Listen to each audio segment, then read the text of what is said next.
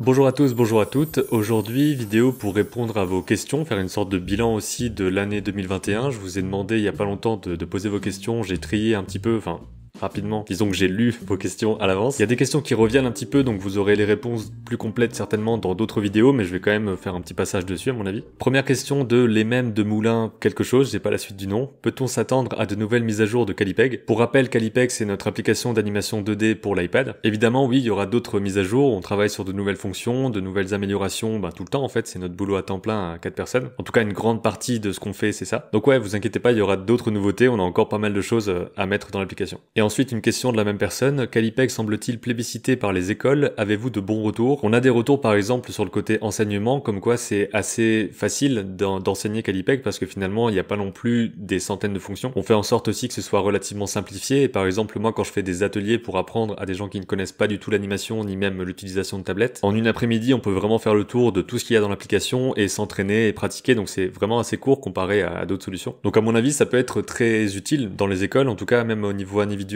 pour un étudiant, une étudiante qui veut faire de l'animation, surtout que maintenant on a des exports qui permettent d'aller vers Toon Boom, vers TV Paint, vers After Effects, vers Blender. Donc ça peut grandement faciliter le fait qu'on puisse travailler sur Calipeg, faire ses animations, les exporter vers d'autres logiciels si on en a besoin. Ce qui peut être vachement bien pour les écoles d'animation notamment, ouais. Tes projets pour 2022, donc déjà développer l'application encore plus loin, parce qu'en gros 2020 c'était l'année de lancement. 2021 on a quand même rajouté pas mal de choses et on a aussi pu faire quelques événements. C'est aussi la première fois qu'on a voyagé à l'étranger, donc à Montréal, pour pouvoir aller voir des studios, des écoles. Et 2022, dans l'idéal, ce serait de rajouter encore une fois pas mal de fonctionnalités et aussi de voir plus directement les gens dans des événements, des festivals, peut-être faire d'autres voyages, ce genre de choses. Et au niveau perso, il y a un défi qui est plus personnel du coup et qui est un défi sportif avec mes 3 meilleurs amis. C'est de faire un semi-marathon. On sait pas trop ni où ni quand, mais en tout cas on s'entraîne tous les 4 pour ça. Ce qui fait qu'au moment où je tourne, ça fait environ 3 semaines que je cours régulièrement, donc 3 fois par semaine, et que j'essaye d'améliorer mon temps, que j'essaie de trouver comment faire ça, quoi, et que c'est une sorte de nouvelle passion, si on peut dire, enfin un truc qui demande plein de recherche, de l'entraînement, de la pratique, de la discipline, et qui permet aussi de se construire autant physiquement que psychologiquement, mentalement, vers un objectif. Je pense que c'est ça aussi qui fait que je peux tenir le coup. C'est de savoir que même s'il n'y a pas une date précise, à un moment donné dans l'année, il faudra que je sois capable de courir 21 km. Donc c'est un peu le gros projet quelque part en 2022, c'est de continuer à faire ça, parce que c'est un truc qui m'amuse et qui me plaît. Et sinon, des projets artistiques, encore une fois, il n'y en a pas spécialement, c'est juste de continuer à faire des choses comme ça, à proposer d'autres vidéos, à faire d'autres animations. Mais encore une fois, il n'y a pas de gros projets spécifiques niveau réalisation, ce genre de choses-là, c'est pas un truc qui m'intéresse pour l'instant, en tout cas j'ai pas une envie particulière de faire ça. Mais ouais, c'est le sport principalement que j'essaye de mettre de plus en plus dans mes journées.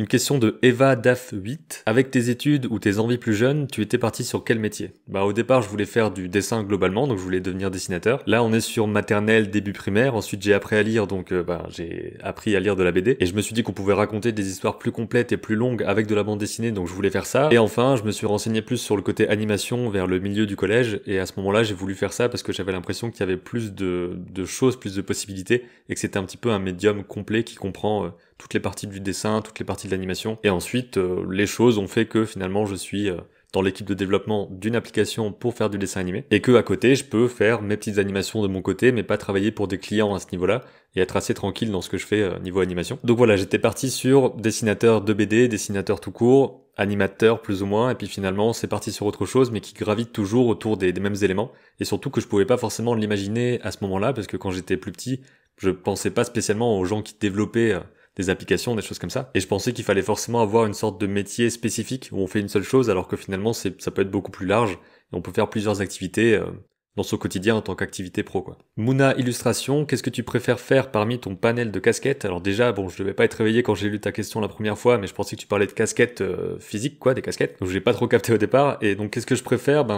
J'ai l'impression qu'il y a tout qui me plaît dans ce que je fais, mais j'imagine que je serais pas satisfait de faire une seule chose tout le temps, d'être tout le temps dans une école en tant que prof, d'être tout le temps animateur, d'être tout le temps juste à tourner des vidéos en permanence dans la journée. Donc voilà, je dirais que c'est un peu cet équilibre-là qui fonctionne bien, et j'ai pas spécialement de préférence absolue dans les activités que je fais. La boutique de Cevic, quel iPad conseillez-vous pour un débutant, pro ou pas pro, et quelle année? Alors niveau iPad, je comptais éventuellement faire une vidéo là-dessus, un peu de comparatif, parce que à force avec Calipeg, on a quand même pas mal de variétés. Et maintenant, j'ai pris aussi récemment l'iPad mini, donc ça permet aussi au niveau de l'application, de savoir si les choses fonctionnent bien ou pas, parce que parfois au niveau de l'interface, il y a des choses qui vont bien s'organiser visuellement sur le grand iPad, mais dès qu'on le met sur le petit, ça va se rentrer dedans, il va falloir faire des modifications. Donc c'est important d'avoir toutes les tailles, en tout cas pour l'aspect développement. Et celui-ci, bah, il me correspond assez bien. Il est petit, hein, je crois que c'est 8,5 pouces, et pourtant bah, j'arrive à travailler efficacement dessus, à faire mes plans, etc. Après, je l'utilise pas toute la journée non plus, je suis pas à dessiner 10 heures par jour avec, donc je sais pas si ça correspondrait à ce moment-là pour quelqu'un qui fait vraiment du dessin tout le temps. Mais pour un débutant, je dirais que n'importe quel iPad peut suffire. Je conseillerais quand même, plutôt que de prendre l'iPad tout simple, de prendre l'iPad Air ou l'iPad mini. Ils sont plus chers que l'iPad tout simple, ils sont moins chers que l'iPad Pro, et ils sont compatibles avec l'Apple Pencil 2, donc qui est celui-là,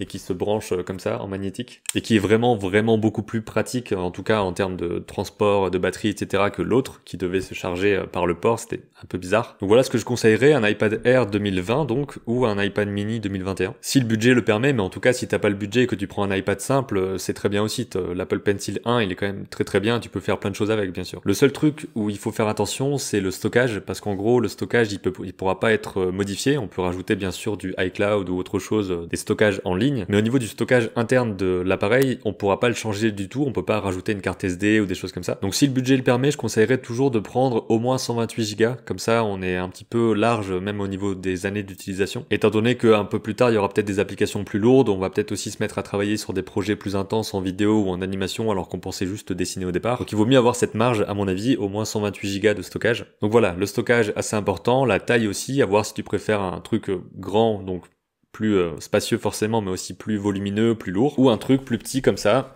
Personnellement, je préfère plus petit, mais à toi de voir. Ensuite, My 202 Art, tu as fait quelques écoles, donc tu as fait quelle école j'imagine? J'ai été à l'école supérieure d'art de Lorraine, donc c'est les Beaux-Arts de Metz, et j'en ai parlé beaucoup dans plein de vidéos, il y a même une playlist études d'art où j'explique en détail ce que j'ai fait à mon diplôme, etc. Ismaël Rak, as-tu déjà envisagé de travailler dans des grands studios d'animation? Alors j'imagine que quand j'étais plus petit, ouais, forcément je voyais Disney, Pixar, ça avait l'air incroyable, machin. Mais plus j'en apprends sur les studios d'animation en général, plus je suis content d'avoir la place que j'ai ici, à savoir travailler depuis chez moi, travailler avec des gens des fois et des fois tout seul. J'aime bien avoir notre entreprise où on est 4 personnes et on a chacun notre spécialisation, mais en tout cas on décide de ce qu'on fait finalement, on n'a pas vraiment de contraintes extérieures. Alors qu'en étant dans une production, j'imagine que niveau horaire de travail, niveau intensité, etc., niveau date limite aussi, ce serait bien plus intense et je pense pas que ça me correspondrait. Ensuite, alors j'ai du mal à lire les noms des fois, Alijn, ouais, juste art, on va dire ça. Comment peut-on progresser efficacement en animation? Donc je dirais que la meilleure façon, c'est de faire des petits exercices, mais ça veut pas forcément dire de pas raconter des choses et de juste faire des balles qui rebondissent ou des choses comme ça. Ça peut être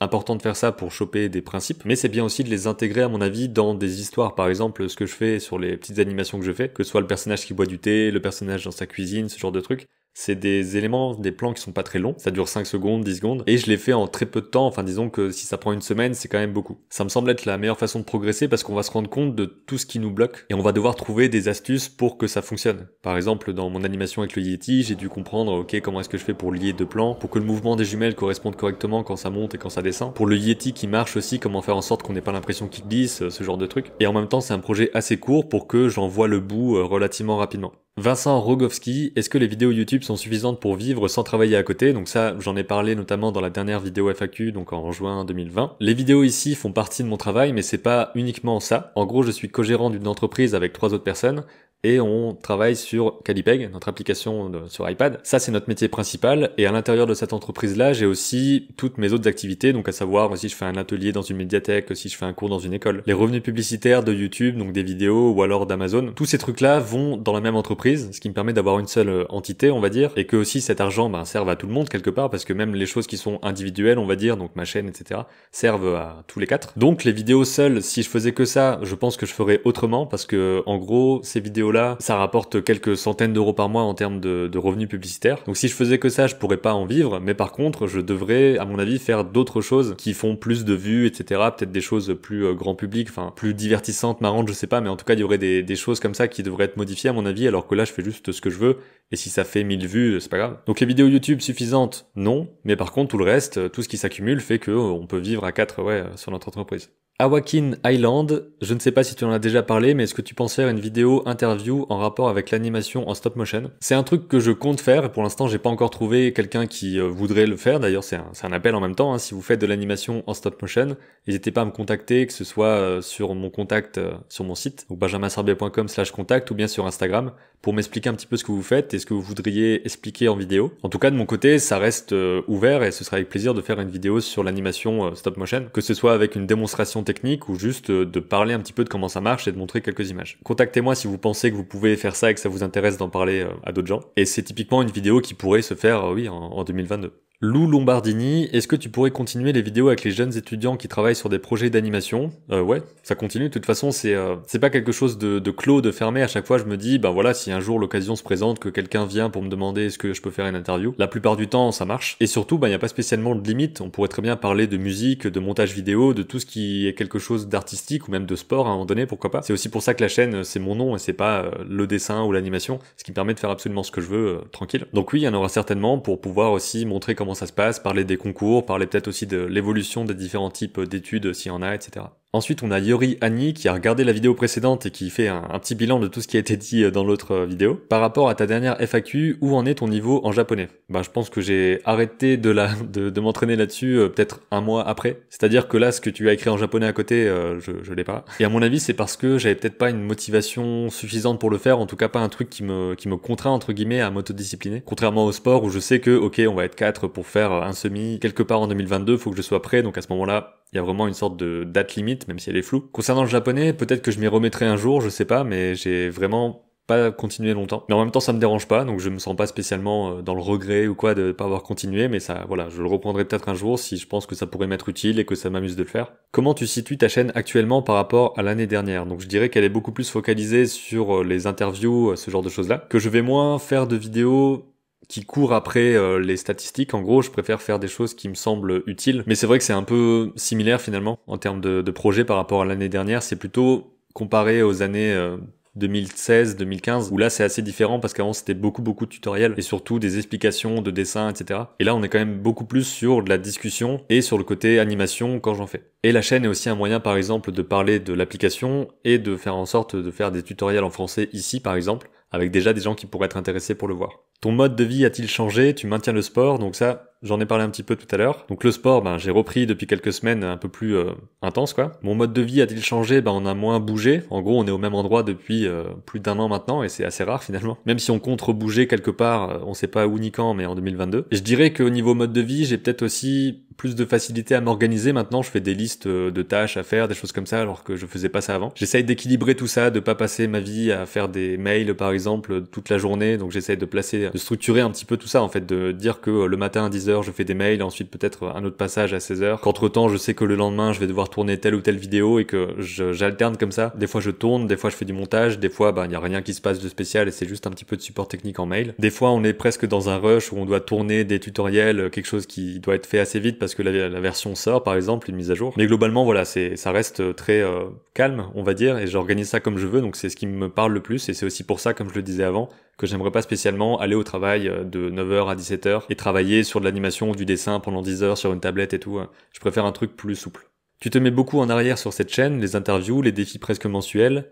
Avec toutes les infos déjà présentes, une vidéo par semaine, ça fait énorme. Oui, c'est vrai qu'il y a quelque part 1 heure de vidéo juste de discussion toutes les semaines, donc j'imagine que pour beaucoup, vous pouvez pas tout écouter. Quelle thématique te reste-t-il à traiter? Donc comme on le disait avant, peut-être le stop motion. Et aussi, je pense qu'on peut revenir même sur des choses. Si je refais une vidéo sur le character design, par exemple, avec une autre personne, il y aura forcément un autre échange et un autre type de témoignage. Donc il y aura autant de témoignages que de personnes qui viendront témoigner, et ça c'est assez cool. Parce qu'on peut très bien parler plein de fois d'animation 2D, 3D, ça reste des domaines très large, et chacun et chacune aura sa façon de le traiter. Donc pour ça, je pense que voilà, il n'y a pas spécialement de sujets qui ne pourront pas être traités à nouveau. Et comme je le disais avant, peut-être la partie musique, on a déjà fait un petit peu la partie son, la partie montage vidéo par exemple, et peut-être d'autres expériences de vie qui pourraient être intéressantes à partager. Est-ce que tu vas continuer sur cette lancée sur l'année à venir ou pas? Je pense que oui, il y aura peut-être pas une vidéo par semaine au niveau des interviews. Ça dépend vraiment, il y a certains moments où il y a beaucoup de monde qui me sollicite, ou alors je trouve plein d'idées pour, tiens, je vais aller parler à telle personne. Mais s'il y en a pas pendant 3 semaines, il y en a pas pendant 3 semaines. En tout cas, j'ai pas une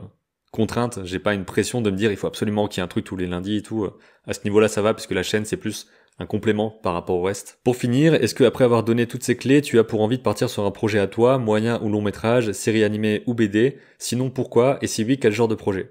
C'est déjà un petit peu répondu avant. Pas d'énormes projets, je préfère faire des petites choses par-ci par-là. Ensuite, toujours par rapport à Calipeg, il y a Didier Delbos qui dit « Est-ce que pour Calipeg, tu envisages avec ton équipe de développement de faire un logiciel capable de réaliser un projet lourd, ce qui semble compliqué sur iPad actuellement, ou au contraire rester sur un logiciel permettant de faire facilement des animations plus courtes pour Internet et les réseaux. C'est déjà possible de faire des projets lourds, comme tu dis, sur un iPad, parce qu'un projet lourd, même de long métrage, ne se fait jamais de façon énorme. Comment dire ça, c'est décomposé en plein de différents plans, il y a sûrement des centaines ou des milliers de plans dans un film, et donc chaque plan fait la plupart du temps de 1 à 15 secondes, voire 20 secondes, on va dire. Donc ça, c'est parfaitement gérable par un iPad, surtout si t'as un iPad plus puissant, avec plus de RAM, donc plus de mémoire vive pour traiter les informations. Mais on peut très bien déjà, et ça se fait certainement déjà, même sans forcément qu'on soit au courant, faire un court-métrage complet sur un iPad avec Calipeg. Il suffit à ce moment-là de faire des dizaines ou des centaines de fichiers qui durent chacun 5-10 secondes, et puis voilà, travailler petit à petit sur des petits formats comme ça. Et le fait que ce soit des animations courtes ne veut pas du tout dire que c'est pour Internet et les réseaux sociaux en particulier, parce que comme je disais, les productions de long métrage sont aussi des animations courtes compilées les unes après les autres. Donc il y a déjà des projets professionnels, que ce soit des studios ou des personnes indépendantes, qui sont faits avec Calipeg, on a des retours un petit peu partout, etc. Donc ça marche déjà quelque part. Décompose ton projet lourd en plein de petits éléments et tu pourras le faire sur un iPad.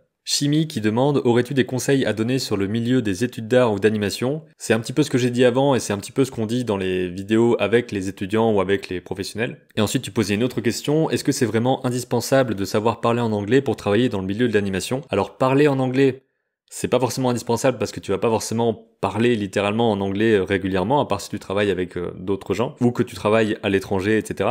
Mais le fait de savoir comprendre l'anglais, de pouvoir le lire et l'écrire, ça par contre c'est important. Donc si t'as pas un accent incroyable, ça c'est pas grave, j'en ai pas et pourtant je fais des tutoriels en anglais. Bon, peut-être que certains trouveront que l'accent est tout pourri, mais c'est pas grave. I can also maintain my pencil on the screen and move left or right to adjust the tolerance. Le message passe, on va dire. Donc parler, pas forcément, mais en tout cas, ne savoir le comprendre correctement et aussi te faire comprendre un petit peu quand même au niveau de l'oral. Ça me semble quand même assez important parce que en animation, il y a beaucoup de termes déjà qui viennent de l'anglais, que ce soit des choses comme par exemple timeline, des choses comme des breakdowns, des choses comme ça. Beaucoup de termes donc et aussi de la documentation comme pour tous les domaines finalement qui sera beaucoup plus riche en anglais, que ce soit en vidéo, en livre. Donc si tu te contentes de parler français, tu auras aussi beaucoup moins de ressources pour apprendre à faire de l'animation. En tout cas, ça peut t'ouvrir des portes de savoir parler anglais, alors que si tu le parles pas, tu pourrais te bloquer certaines opportunités de travailler dans tel ou tel studio, dans tel ou tel pays, ce genre de choses. Ensuite, une question qui revient très souvent, cette fois-ci c'est de Vic333. Pourquoi ne pas mettre Calipeg sur Android? Il y a une vraie demande sur cette plateforme. En plus, les appareils sur Android deviennent vraiment bons. Perso, j'ai une Samsung Galaxy Tab S7 et elle bat un iPad sur certains trucs et elle est vraiment puissante. Mais du coup, est-ce que c'est prévu et pourquoi ne pas le faire? Comme je le disais avant, on est 4, dont un développeur. Donc, il y a déjà énormément de choses à faire rien que pour perfectionner une application sur l'iPad. Donc, on reste vraiment sur cette lignée-là et on pense pas du tout à d'autres plateformes pour l'instant. Et on sait même pas si ça arrivera un jour. Donc, partie du principe que ça n'arrivera pas. Et l'intérêt de le faire sur l'iPad, donc il y a plusieurs raisons. Déjà, il y a le fait que beaucoup de monde l'utilise, beaucoup d'artistes. C'est devenu une sorte de standard dans plein de domaines. Et c'est un peu une boucle parce que on fait des applications pour l'iPad, donc forcément il y a plus d'artistes. Et comme il y a plus d'artistes, il y a un plus grand marché, donc on fait des applications, etc. Et c'est aussi plus simple en termes de matériel et de logiciel parce qu'en gros, même sur plein de différents iPads, l'iPad Air, l'iPad Pro, l'iPad mini, ils ont tous le même iPadOS 15 actuellement. Il y a uniquement 2 stylets, Apple Pencil 1, Apple Pencil 2, ce qui permet de lisser énormément le travail de développement et de test parce qu'en gros, bon, on a quelques iPads, mais on n'a pas tous les modèles existants. Et on arrive quand même à stabiliser le truc et faire en sorte que tout le monde ait la même expérience sur n'importe quel iPad parce que le système est le même et globalement le matériel ne change pas tellement. Alors que sur Android, il y aura certainement une surcouche de Samsung, une surcouche de Toshiba, une surcouche de Xiaomi qui va rajouter des petits éléments qui potentiellement vont faire péter un truc de notre côté. Et aussi l'autre difficulté, ce serait que il faut toujours avoir le même niveau de l'application sur toutes les plateformes à la fois. On peut pas se permettre de dire il y a sur iPad, il y a aussi sur Android, mais par contre sur Android, vous n'avez pas telle ou telle fonction. Donc ça veut dire un développement avec des langages aussi différents pour les deux plateformes, qui doit monter toujours exactement à la même vitesse, quoi, quelque part. Bref, c'est beaucoup de contraintes supplémentaires, et notre objectif, c'est de faire la meilleure application d'animation sur l'iPad. Voilà pourquoi on n'est pas ailleurs. Et une autre question de Vic333, as-tu des conseils pour se lancer sur le YouTube dessin? Et penses-tu que cela vaut encore le coup en 2022 de se lancer?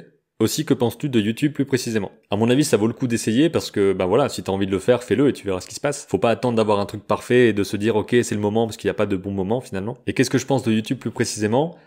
Ça me semble être une très bonne plateforme pour apprendre des choses, dans le sens où il y a plein de témoignages, de cours, d'interviews, c'est surtout ce genre de choses que je regarde. Même si je regarde d'autres choses à côté qui sont juste drôles, etc., ça, c'est pas le problème. Mais en tout cas, pour communiquer et en tant qu'outil, Je trouve ça intéressant parce qu'il y a beaucoup de monde qui peut regarder potentiellement si on se débrouille bien et qu'on a aussi un petit peu de chance pour être vu. Ça joue aussi un petit peu forcément. Et je trouve ça super en tant que vecteur de communication aussi. À mon avis, n'attends pas, commence déjà parce que ta première vidéo, elle sera forcément pas top. C'est normal. Si vous allez regarder mes premières vidéos de 2015, même il y en a d'autres en 2013 ou un truc comme ça, c'est vraiment pas super, mais pourtant, c'était ce qui a lancé. Et ensuite, petit à petit, j'ai construit le reste et plus tu fais, plus t'es à l'aise pour le faire. Le pinceau, jeu de mots sur 20, qui dit: est-ce que tu aurais des conseils pour les personnes qui animent en 2D mais qui voudraient y intégrer de la 3D? Te renseigner sur Blender peut-être, parce que ce sera le meilleur outil à mon avis, déjà qui est gratuit et qui a beaucoup de ressources pour l'apprendre en ligne. Et forcément aussi, il va falloir tester et essayer quoi. Je te dirais Blender, le Grease Pencil et aussi pourquoi pas d'autres applications qui permettent d'envoyer ça sur Blender si elles te semblent plus faciles pour utiliser